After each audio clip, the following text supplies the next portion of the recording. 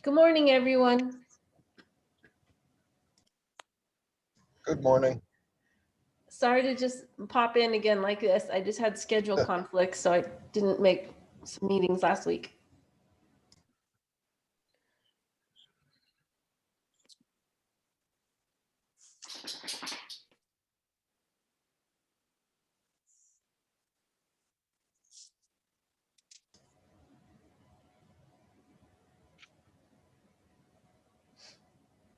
Hey, Callie. You'll have to come shooting with us sometime. Yes, absolutely. I told my husband about that and he said, let's try to go today after he gets off work. So, Oh, awesome. we may go up there today. Yeah, it's just east of mile marker 16, right by Oh. Avery. Okay. We used to go up to Table Mesa Road. Yeah, Yeah. we did too. That's too far though. It's a little too far. Yeah. So thank you for that. I'm excited. Welcome. Yeah, great spot. Yeah. I can't believe you were out there. And I'm like, Virginia's out there right now shooting. So yeah, we got to Ben Avery yesterday. We had a appointment and everything. And when we got there, we showed up, they turned us away and said, we're closed because of the wind. Yeah, it was And it really wasn't windy. Yeah, it was really windy, but my husband was like really frustrated because they've got shorter hours now. They used to be open till sunset.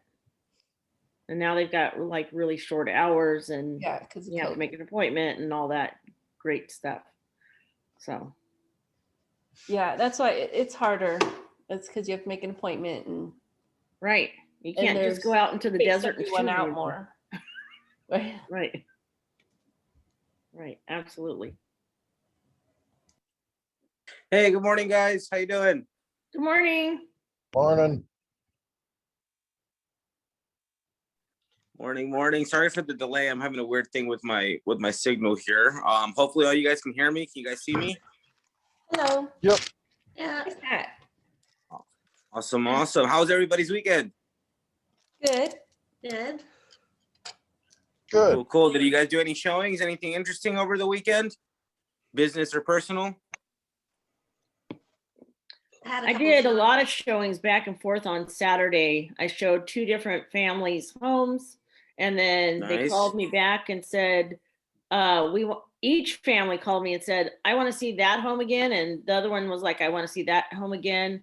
Wrote an offer for one of the families, and I was hoping to get an acceptance by yesterday, and the agent contacted me and said that it was too early for them to accept any offers, that they didn't want to accept an offer on Sunday, that it would be more like Wednesday or Thursday before they'd be looking at offers, which tells me, I think it tells me that we have the only offer, and they're looking to get a higher offer house. Yeah, they want multiples. They want multiple offers, and I don't think they have any Right. other than our offer, because when I called them on Saturday, they didn't have any offers yet. Okay. And what time frame did he give them again? I gave them 24 hours, and then they the agent reached back to me and he said it was too early for them to look at offers, that they would be looking at Wednesday or Thursday to look at offers, which I think is a long time. Yeah. But I'm going to try to do some rapport building with that other agent. So No, don't yeah, know. definitely. Unfortunately, right now inventory is pretty low, but I mean, still, making you wait until Wednesday, Thursday, that's a bit excessive. I would understand if you go live on Thursday, Wednesday, and then you make people, wait for a reply on Sunday, Monday. A lot of people are doing that. That makes sense to me. But I don't know. I would just talk to the guy and then just see what's your buyer's time frame. Is your buyer flexible on the time frame, or what's going on there? Because you can always just use the buyer's time frame and just say, hey, buyer look. has a 60-day time frame. He needs to get out of the place he's at. Now, they're forcing him, they're kind of okay. So the place he's at right now, he was living with 2 roommates, and one of the roommates and his other roommate decided to pursue a relationship and asked him to get out. Ah, It was a roommate situation that kind of went sideways. So, right. Okay.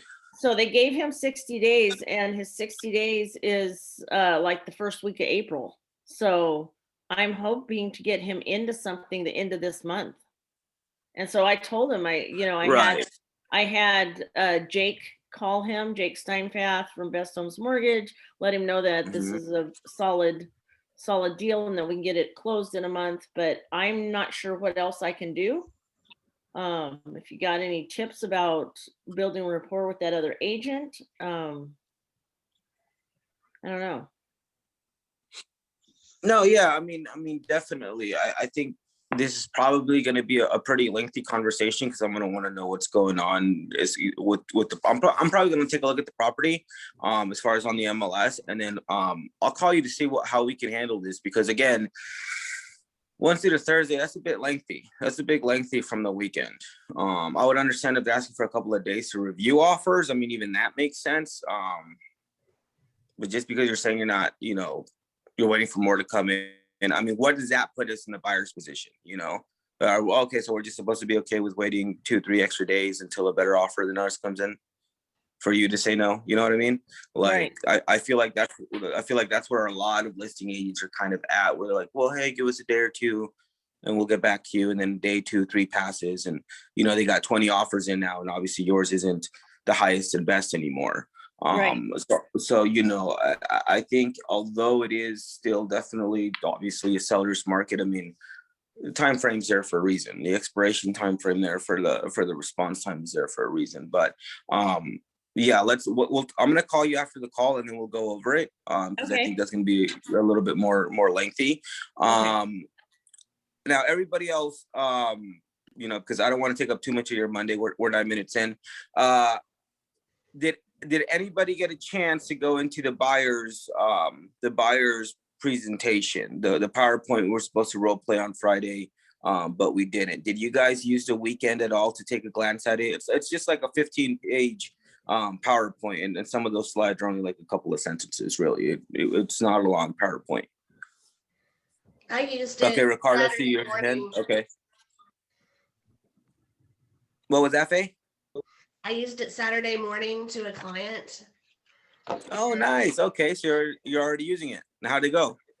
It was great. He was working with another agent he hadn't met, and now he's working with me. And I There you showed go. him on Saturday and Sunday, and then he wrecked his new car. So hopefully we'll go back out tomorrow. Okay, awesome. Yeah. Well, minus the car part. Everything else sounds pretty great, though. Yeah. Was it like a Tiger Woods kind of situation? He wasn't hurt, so that was good. Okay, good. Yeah, his car was totaled though. Okay, awesome. Well, in that case, I don't know. Did Faye? Did you want to give it a try? Did you want to role play that buyer's consultation? I mean, it doesn't have to be word for word, obviously, because even we know when we do the slides, we're not going to be reading them word for word. But obviously, just kind of go through them. I don't have it pulled up. Okay, well, like on the consultation, it's pretty simple. Like, for instance, the first slide, does anyone remember what we talk about? It's probably one of the first forms we get our buyers to sign. Does anyone remember what we talk about on the first slide? Agency? Yes, agency. So the first slide, that's the first thing we go over is agency. We want to make sure we cover that with them, explain to them the different types of agencies that we have. Obviously, the Ready form does a great job of kind of laying that out for them. We always want to get that signed, but it's always good to definitely hit that note during the buyer's consultation, especially with our first-time home buyers or our first-time buyers on the west side of the country, because obviously anything on the east side of the country, the process is a bit different. So to always explain to them agency and how our process works is always a great way to kind of start kind of an icebreaker. Just let them know, hey, by the way, on your side. The second slide that we go into, we start covering the different things that we can do for our clients, the different benefits that clients have from hiring a licensed real estate professional who works on their side. So some of the key things that we want to point out, for instance, are going to be our responsibilities as an agent to our clients. Does anyone know what some of those responsibilities are on the slides? Does anyone remember any of them? Disclose any information that they need to know before they buy the house that may affect their decision, whether it's positive or negative. Exactly right. We want to do research for them on any properties that we research or any properties you want to write on. Anything else that you guys think would be an important thing to include at that point of the buyer's presentation? To protect their interests at all times. Yep, definitely. Perfect. Fiduciary. Also, Fiduciary, yes, I heard that. explain forms and agreements, like let her know what they're signing. Exactly. And that's pretty much what we're doing with this whole second slide, is really informing them what we're going to do for them, informing them about the forms that we're going to be signing, the documents we're going to be signing, like was mentioned earlier, our time frames, and really breaking down what the process is going to look like and how we're going to help them every step of that way. So now one of the common things that usually happen at this point is, we'll start or for instance, for me, I'll start talking about what the process is going to look like. So I'll break it down, because then the next slide talks about going over your financing options and getting you pre-qualified, and how we can help you get pre-qualified and determine what your price is going to be before we start the home buying search. And obviously that's pretty standard. So anytime I hit that point, even though on the power slide, it pretty much just says that, that's where I like to really go into depth about what that pre-qualifying process is going to look like. So I probably already talked to them on the phone, but now that I'm in person with them or showing them this power slide and talking to them over a Zoom call, because remember, we could do this over Zoom as well, I'll tell them, this is the important part. This is going to be one of the first steps that we're going to take in your home buying process. So just a heads up, the lender might ask for A, B, and C, and then just give them a quick breakdown of what those, what that process is going to look like. Just a heads up, if it's a conventional, you're looking at about a 3%. If it's a FHA, you're looking at about 3.5%. And it kind of talks to them a little bit about that. Now, normally this is where they're going to start talking to you about what they've heard in the past, what plans their friends have used in the past, maybe their parents have used in the past, maybe they've already tried working with a lender in the past, and they might bring that lender up at this point. So that's why I kind of like going a little bit more into detail on the second financial slide, is because this tends to bring a little bit more information out about their financial situation, before we move on to the next step. And obviously it plants that seed on their head of, maybe we should talk to a lender, before we even ask our realtor to go look at homes, because we all know we definitely don't want to be showing homes to anyone who isn't pre-qualified right now. Does anyone remember what the following slide after the financial, after our responsibilities go? It's a breakdown of what the process is going to look like. Does anyone want to take a swing at that and kind of see if they can remember what that breakdown is going to look like? I think they broke it down to about 5 steps on the slide, 5 or 6 steps.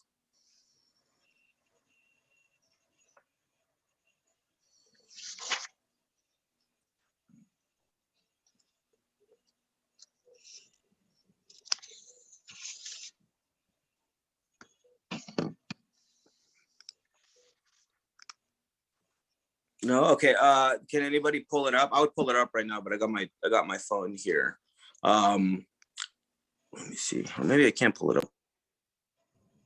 Okay, so Alberto, what it says and what it's talking about here is that the jobs an agent's going to do for you, and arrange property showings. So I'm going to go in the MLS and look at properties that meet your criteria, what you're looking for in your price range, etc., and so on, and show you those properties. And then assist with financing. If you don't have a lender, I can reach out to some of my lenders and connect you. If you have you have a lender that you prefer, or you have a credit union you want to go through, that's fine too. It's important that we get that pre-qual, of course. And then, hold on, my phone keeps closing. Provide property data. So I'm going to be looking at those properties, running the comps in the area so that you can give your best offer on that property, but not go like way over. Explain forms and agreements. I'm going to go through all the forms, break them down for you. If you have any questions, I'm here for you. I'm the one that can explain what you're signing. And then monitor closing. I'm going to be getting your loan status updates every 10 days. I'm going to be there at your inspection. I'm going to be there at the appraisal, and I'm just going to make sure that everything's towards closing property on time. So. Perfect. Exactly. And that's what we want to let all of our buyers know ahead of time, really set that expectation and kind of walk them through what that process is going to look like. Obviously, we'll have to revisit some of these things as we go through the process, because, this is usually the buyer's first time in a while buying a property. So and I always tell them, hey, you know what? I know it's a lot. We'll revisit this. Just save this PowerPoint. We also have a buyer's guide. I know I've mentioned this to you guys before. I don't know how many of you guys have looked into it. Have any of you guys reached out to Title to see if you guys can get some buyer's guide printed from them? Has anyone reached out to them? So Faye, you're shaking your head, yes. Ricardo, Kelly, have you guys had a copy of a buyer's guide? Yeah, I have them. Okay. Ricardo? No, I don't. Okay. What about Angela, Parker, Martha? I have some old ones, but I'll get them updated. I'm gonna reach out to them today. Okay. What about Same Sam and thing, I have Josh? some from other, Oh, Parker, you have some from another team? yeah, from previous Okay. affiliations. Okay, awesome. And in that guide, do you have the blank forms of what some of those legal documentations are going to look like?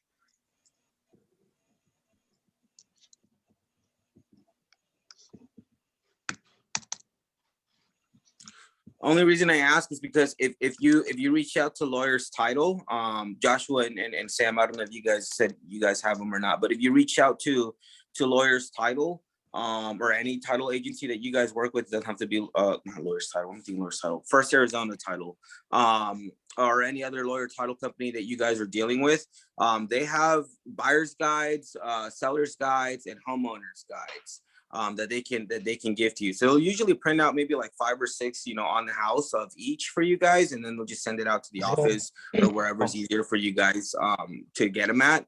But basically, you'll have your picture on the front. You'll have all your contact information at the bottom. Obviously, it'll be co-branded, but inside of the packet is basically going to be like our PowerPoint slide, but it's a nice little physical gift to give them when you're meeting with them, when you're having this buyer's consultation, because within that packet, not only is it going to break down also the escrow and the financial stuff that we're not diving into, since we're focusing on the real estate side, but it's going to provide a bunch of resources for them that we're going to provide for them anyways. But giving them a physical copy is obviously a lot different than just emailing them a link or telling them, hey, I'm gonna send this email to you later on. The other nice thing is that towards the back half of that buyer's guide, there is an entire section where it's literally nothing but a blank sample contract documents. So I'll have a blank sample of the pre-qualification form there from a blank sample of the LSU forms and what that's going to look like, a blank sample of the purchase offer contracts, lead-based paint disclosures. I mean, you name it, it's going to be there. So I always like to give them that and put a little, like fold the page where the contract stuff starts at and say, hey, look, I'm going to fold this page. When you go home, take a glance at it, review it, because we're going to need to get familiar with these if we're going to be writing offers. If we're going to be writing offers at this fast market, we're going to have to do it quick. So I want you to be familiar with what you're signing, with what we're offering, with how the contract is going to be structured. You don't always have to. I know a lot of people don't like to because it's a little time consuming, but I like to really quickly go through the contract and say, okay, this page is for that. This page just explains this. this page. Obviously, I'm not going to read the whole thing in front of them, but just real quick, this is what each page is for. And, you know, this is the information that you elect to put in. So that's what we're going to sign off on. So if you guys don't have that, reach out to First Arizona Title, or if you have a preferred title company, reach out to them and see if they can help you get a buyer's guide and maybe even some sellers and homeowners guides. Again, they'll usually do a couple on the house of each, but it's a pretty good tool because it's going to be co-branded. It's going to have your info on it. And it's going to have a bunch of other little resources that your clients can use in the future.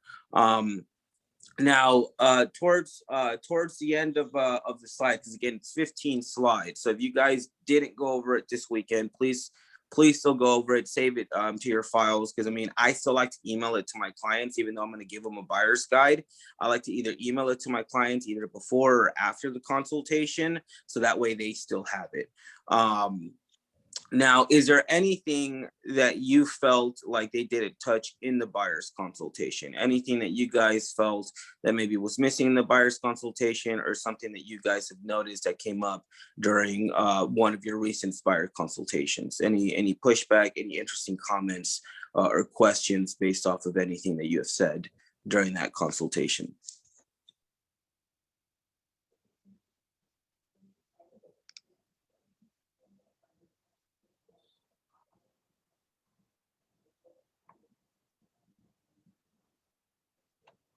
So we're getting a lot of we're getting a lot of no's. Perfect. So now when we do meet with them, if we meet with them, or if you guys do Zoom, how many of you guys are sending them the buyer's consultation or buyer's presentation? Have you guys been emailing yet, or have you guys not had a chance to email it yet? No? All right. So then this is what I want to do for this week. Obviously, our goal is always to set appointments, but let's see how many buyers appointments we can set this week. All right, guys. And then when we set them, let's email it to them and then say, hey, look, we're going to go over the buyer's guide or buyer's presentation when we get to the office. But let me send you this information real quick, just so you can kind of get an idea of what we're going to be going over. And then that way, when you do meet, you can go over the very specific questions that you guys have. Because I find anytime I do that, they always, not always, some of them won't even open it, but the ones that do will skim through it, have some questions. And then when we meet at the office, we pretty much just get straight to the Q&A part. And it just makes my job a lot easier. So let's work this week on setting up some appointments on the buyer's consultation. We'll email it out and see how we do. Now, how did we do on the phones, guys? I didn't see too many call logs come in on Slack. So how did we do on the phones? Did anybody get any appointments? I know some of you guys were out showing and writing offers, but aside from that, did we get any new appointments, any new buyers, any new objections that kind of threw us for a loop? I got 2 buyers. Nice. Okay. And how'd that go? Well, I was out with the one this weekend, and the other one's coming into town the 16th through the 24th. Perfect. And so did he set up a buyer's consultation with them, like an appointment with them for when they do come in, or? We're going to meet via Zoom before they get here, and then we're going to schedule some showings to get him started, because that's primarily why he's coming.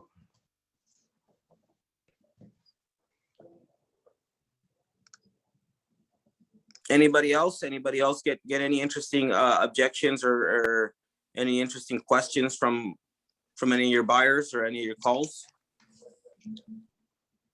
Not really. I got a new, I've been trying to post on Facebook more, and I got someone that is a friend from high school. I don't think I've seen her since high school, but she's coming in. She lives in Oregon. She's coming in this Friday, and she's looking at, I know this sounds funny, but we're looking at homes in Sun City. That's how long ago I went to high school. Good job, Kelly. Thank you. I'm excited. So I'm trying to do more. Awesome. Well, yeah, keep it up. Did you get a chance to check out Virginia's class? What was it, last week, Virginia? Yes, your Facebook one? I did. did? It sounded Awesome, very awesome. interesting. Alberta, I just want to show one thing that I also do, because I do the buyer's guide that's free from the Uh-huh. title company. But I also do Right. this. It's 1-page flyer called the buyer's checklist. If you guys can see it. And Nice. so it's just 1 page, and then that way you can actually mail it to them. You can, same thing, you can do Zoom and have it on your screen like this. And you can just talk to them or do a face-to-face at a coffee shop. But it's nice because you're at the buyer's checklist, and then you can say, yeah, you know, we do this and this, and you're doing the order of step-by-step of what to expect.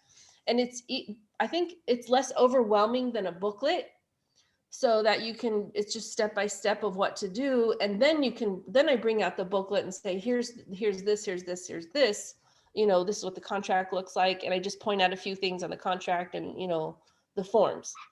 But to me, the checklist is less overwhelming than the booklet. So I use that first. It's just 1 page and I just describe everything. But you get it from Arizona, First Okay. Arizona also.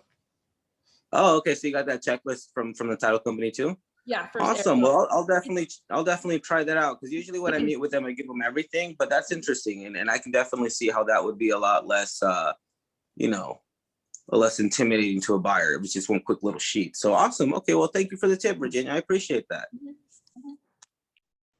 All right, guys. So we're just a couple of minutes shy here from our 30-minute mark. Did anyone have any questions at all? Anything that we didn't go over, you guys wanted to go over, or maybe any, you know, just any afterthoughts, any situations you ran into with your current deals or offers?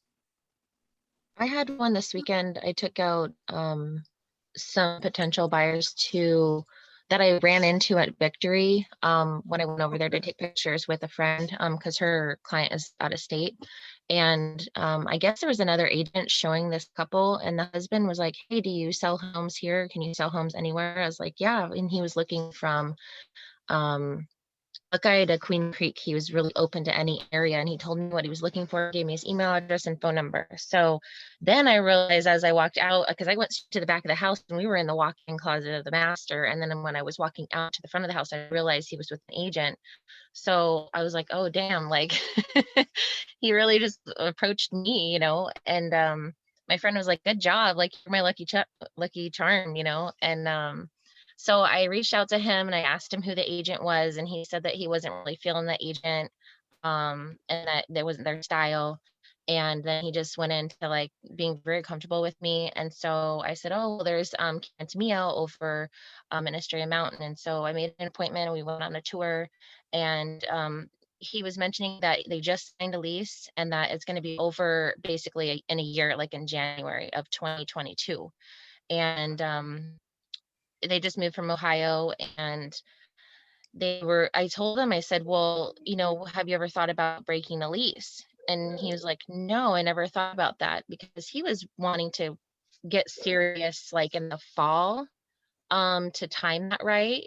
And I said, no, I don't want, you know, that to stop you from finding your forever home. Like if you find one along the way, like I don't want that to limit you. And, you know, maybe the interest rates might go up by then and it just might be more affordable to get now. And he's like, well, I'm going to talk to my wife about that. Like, I didn't even think about that. So it was just an objection of like selling now versus, or having a buy now versus later. That was easily overcome just by mentioning breaking a lease. I mean, what's a couple of thousand, you know, right now? Right. Yeah. Yeah, definitely. And so what are you guys' plan now? We're gonna meet for like buyer consultation. He didn't want to do it this week because they have a few things on their schedule. So next week.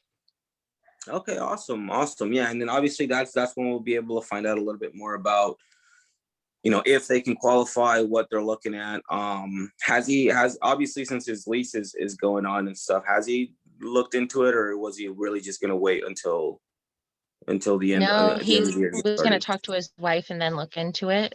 But Okay. they're very, like, I asked him for information and he gives it to me. I wasn't really sure to sign them up at the new home build at first, because I wasn't sure if they were going to want to be that far down south, but they really liked the presentation Mhm. and the vibe, and how it's 75% full during the summer, so the residents stay there.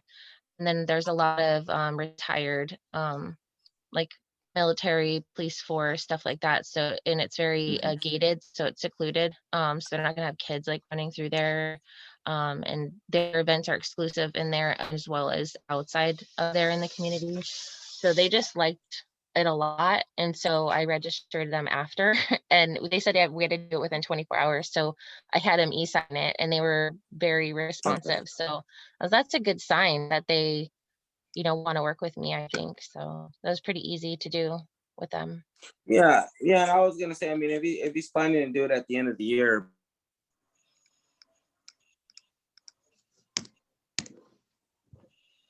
Alberto, I can't, it's breaking up. Did you get disconnected, you guys? okay, yeah, I think I got disconnected here. Oh, Am yeah, I we can back? hear you now. Okay, sorry about that. No, I was saying, yeah, I think that's I mean an important thing. I mean, obviously, we want to make sure one that they can obviously break out of their lease, that they can financially buy a house, and that the wife is on board. So definitely want to do the buyer's consultation before we show them any more properties to make sure that they're qualified. But I mean, if he's out looking at properties with another agent, I mean, obviously there's a part of him that's really kind of wants to do it already. That or he's just Yeah, bored, he which is a lot of does. people are in quarantine, but that's what we do the consultation for, to figure out, are you really serious or are you just, window shopping? And then that's what the consultation is going to be good for you to kind of gauge his seriousness. Yeah, well, they want to take me out to lunch. I think that they're pretty serious with me. And the husband is just pretty much more reserved than the wife. He's like, well, I want to make sure my wife can deal with the heat over the summer. She's like, I am fine. I am sick of the humidity there. I'm gonna be fine. So she's ready to move forward Right. and get into a home versus I think they're both open to breaking the lease. I mean, I'm sure if they look into it, Okay. it shouldn't be that big of a deal. And financially, Okay. I talked to him about it, what's the difference in interest rate if it does go up versus now? Like, that's not really make that much of a difference or in your payment, if anything. Yeah, definitely. I So think that's awesome. they're pretty cool right now. Yeah, great. Well, that's awesome. Well, that's a huge win. So let's keep doing that. Let's keep building on the momentum. Angela and everybody else. Faye, you were out writing offers and showing homes. Kelly, I know you were out writing offers and showing homes. So let's keep building that momentum from this weekend. Let's carry it into Monday, Tuesday, Wednesday. And then hit the phones hard again this week, hit the phones hard again this weekend, and then see how many more buyers consultations we can set up and really see if we can get this presentation down by the weekend. So that's going to be our homework. Let's see if we can set up at least 1 or 2 buyers consultation, for the next 7 days, and see if we can really get comfortable with that buyer's presentation, whether it be the PowerPoint slide, whether it be the checklist, whether it be the booklet or any other method that you guys use. Let's make sure we utilize it this week. All right. All right. Awesome, guys. Well, does anyone else have any other questions or last comments before we go? I don't want to take up too much of your guys' Monday here. No? Okay. Well, guys, have a good Monday. It's an awesome start. We're in the beginning of a new month, new week. So definitely new journeys are always good. So let's get some smiles. Let's hit the phones, and then we'll see you on the next one. All right. Thank you. Thanks. Have a good one, guys. Bye. Thank you.